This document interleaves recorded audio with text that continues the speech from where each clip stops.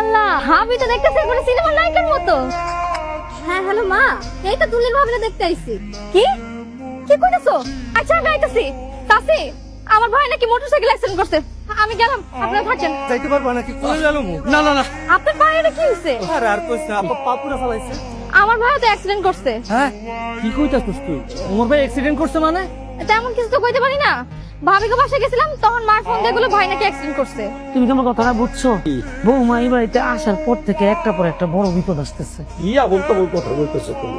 আরে বলতা বল না, প্রথম দিন গোডাউনে আগুন লাগলো, আরিফার ভাই অ্যাক্সিডেন্ট করলো, তারপর আজকে তোমার পাটা পড়লো। তুমি এসে বেহুদা চিন্তা ভাবনা বাদ দাও। এই কথাগুলো একটা যেন বৌমার কানে না যায় বলে দিলাম। তোমার বিয়ের দায়িত্ব তো আমারে দিলা না। পরের ঘটকালিতে কি একটা বউ আনলা।